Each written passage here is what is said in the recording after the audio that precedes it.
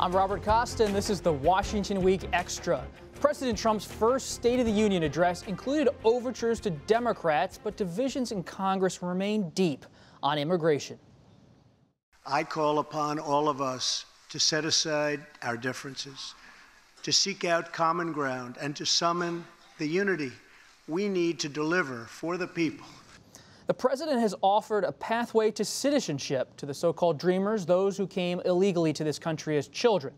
In return, he wants money, $25 billion to be exact, to beef up border security and get that wall. If legislation is not passed by early March, those Dreamers will lose their right to work and also risk deportation. The administration has made clear that it wants an end to the visa lottery and a narrowing of those family members, spouse and minor children, who would be eligible for citizenship. Democrats say that position, well, it makes a deal impossible. The president presents himself as generous toward Dreamers, but he's holding them hostage. Carl Hulse, our colleague here today, reported this week that relations between the two parties on Capitol Hill and between Democrats in the White House are badly strained, if not downright toxic. And the fight over the FBI memo hasn't helped. But there is some progress being made on the spending deal that needs to happen. But the immigration, they're still far away. But I think that there's going to be a bill on the floor in the Senate after next Friday, and we're going to see them fight it out a little bit there.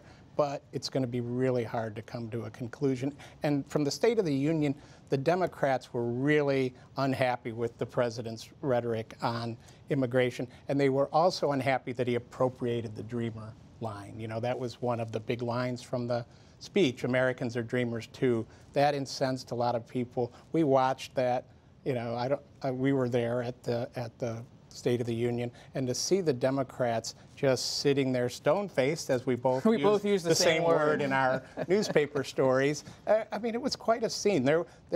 Everyone that I talked to who came out of there was on the Democratic side was madder than when they went in. Isn't it amazing that in a speech about unity, where he talks about bringing people together, he uses that line, which is really pitting, you know, Americans are dreamers too.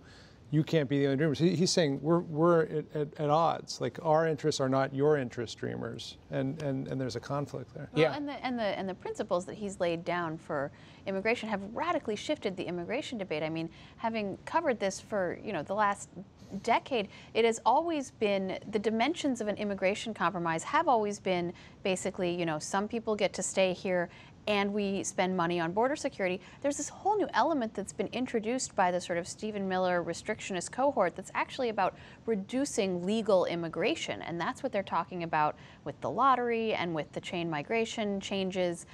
That represents a really big departure from any immigration compromise that's been in discussion before. Rachel, you were at the GOP retreat in West Virginia, at the Greenbrier retreat there. Was any progress made on immigration in those meetings? Zero. Zero. Well, first of all, it wasn't even on the agenda, was it? Exactly. It wasn't on the agenda. They had zero breakout sessions to discuss their own differences, not just Republicans and Democrats that are at each other's throats on immigration. It's also Republicans versus Republicans. Senate Republicans are in favor of a more moderate, bipartisan bill, which potentially some border wall money with DACA codification. The conservatives in the House are pushing Paul Ryan to go way further than that. They say the White House proposal, including restrictions on family migration and getting rid of the diversity lottery program, is too liberal for a lot of these conservative House Republicans. It was interesting, at one press conference, we had the #3 Senate Republican up there with the #4 House Republican, and they were standing side by side, like you and I, and espousing totally different proposals on immigration. So they didn't talk about it. They sort of buried it. Charlie Dent said it best, a Republican from Pennsylvania who always, says things blatantly. He said, we're like a dysfunctional family, but Dad's drinking again and we don't want to talk about it. We just bury it under the rug. But what happens to the Dreamers? I mean, Senate Majority Leader Mitch McConnell has said he has promised a vote of some sort on a Dreamer fix. Yeah, I think that, the Senate's going to have work its will, as we say in the Senate, right? That's the parlance there. And, they'll see if they can get 60 votes. But I've been covering this issue for 20 years, 2 decades. They've been Are you trying to compare 1 decade versus well, 2 actually, I decades? have an extra decade on Molly, which probably makes her feel Hardly. good. But they just haven't been able to do it because the political dynamic doesn't work. The Democrats can't support what the House Republicans can accept, and the House Republicans can't back the Democrats. So the interesting question then is, who gets hurt worse in November over that?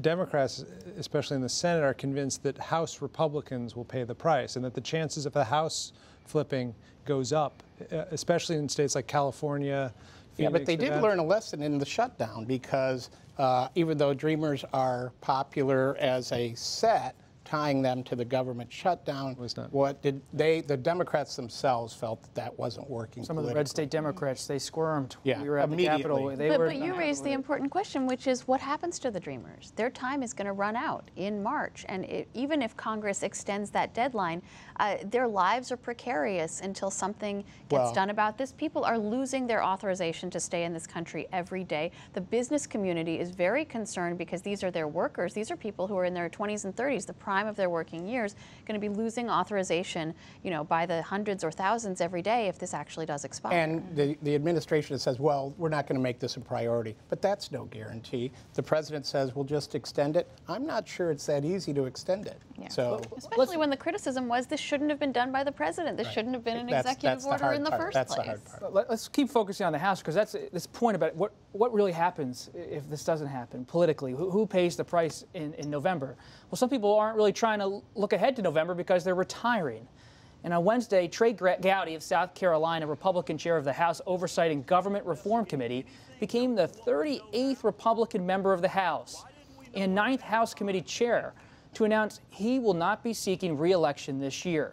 In contrast, 17 House Democrats have announced their retirements. Gowdy joins 3 Republican and 1 Democratic senator in making the decision to exit Capitol Hill.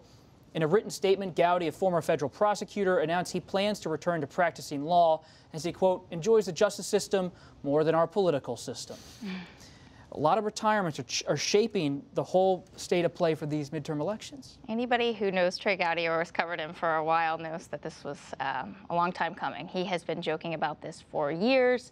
He often says he'd rather be home watching Hallmark movies with his wife than here on Capitol Hill. He doesn't go to the Republican Weekly Conference. He sticks to himself. Of course, he's often on TV talking about oversight issues. He's on the Intelligence Committee, so he has been wrapped up with this whole memo thing. But basically, sources close to him have said to me that he's sick of the partisan fighting. He feels like he can't win. He's either being blasted by Democrats for not going farther enough in terms of investigating the Russia or looking into Russia and the Trump collusion, et cetera, potentially, or getting blasted by people like Nunes, who've actually also criticized Gowdy and said, you need to get on board with what we're doing because we're going to move ahead without you, and we need your legal brain on this. So he's in an awkward position. He said something to me a couple of weeks ago, basically that there was more civility in death penalty cases than there is in Congress, which just shows you where his head is. So and the Gowdy bigger doesn't picture of why all of these people are retiring at once, right, is number one, they think they might lose the majority. Right, that's really. Right, they see the writing on the wall. But number two, it's not fun anymore.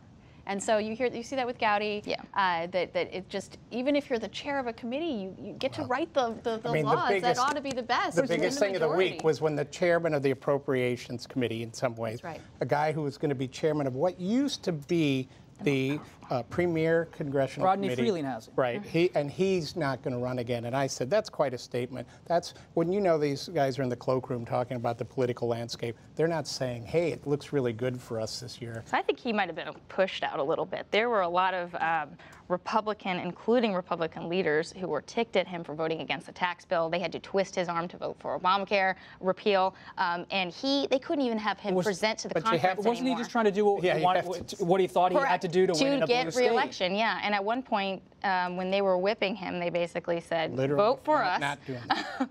vote for this tax bill, or potentially lose your committee chairmanship. And I think potentially coming back to Congress, even if he won, and being stripped of that position, it would have been a big embarrassment for him. How big, Michael, is this special election in Pennsylvania, southwestern Pennsylvania, Trump country, going to be if a Republican loses there, it could cause even more retirements. It could. You know, the interesting thing about that race right now is that Republicans seem to be paying far more attention to it than Democrats. You haven't seen yet any of the big Democratic money, the outside groups go in, but there's 3 or 4 groups spending literally millions of dollars on the air in a plus 18 seat Republican to try and hold that seat. I think for Republicans, it's like finger in the dike. It's all going to go bad if we lose this. Democrats are looking at a pretty lovely map right now and thinking we have a very good chance of winning the House in the fall. Do we really want to spend $2 or $3 million here on this race when the other factor here is that you may have redistricting in Pennsylvania now because of the court case, and so you may have a totally different race in 8 months in that same seat. So you could maybe win it in a Bob, you're from there. You know that's a super gerrymandered state, and if you end up with fairer elections there, I mean, there's a lot of seats that the Republicans could lose. Molly, final thought is Vice President Pence, he's trying to hit the campaign trail, gave an interview to Politico this week about how he's trying to get traditional conservatives and Republicans to come out. Is that the answer for Republicans based on your reporting, or should they embrace Trump more? Should they go more in the Pence direction? What's the calculus they're all making as they figure it out? They are all scrambling, and nobody knows the answer. And I don't think that they've come to a consensus. I think, you know, the official word from, you know, the party committees and so on is that everybody's got to run their own race, and what works for one district may not work for another district. What works in one state may not work in another state. My experience based on covering past wave elections, particularly 2010, tells me doesn't matter. If there's a wave, you just get caught in it. In 2010, if you were a Democrat, it didn't matter if you were running with Obama or against Obama. It didn't matter if you were voted for the Affordable Care Act or against the Affordable Care Act. If you were a Democrat in a district that was any kind of close to vulnerable, you just got swept away. And so I don't think there is, if we are in for that kind of a wave, no amount of clever strategy is going to save you. Great. Molly, Carl, Michael, Rachel, thanks for being here and thanks for watching on Facebook and on our webcast if you're watching later. And just a reminder, if you missed the show or this extra sometimes, you can always watch it online on our website all weekend long at pbs.org/Washington Week. And while you're there, take our Washington Week news quiz and test your knowledge of the latest headlines. I'm Robert Costa. See you next time.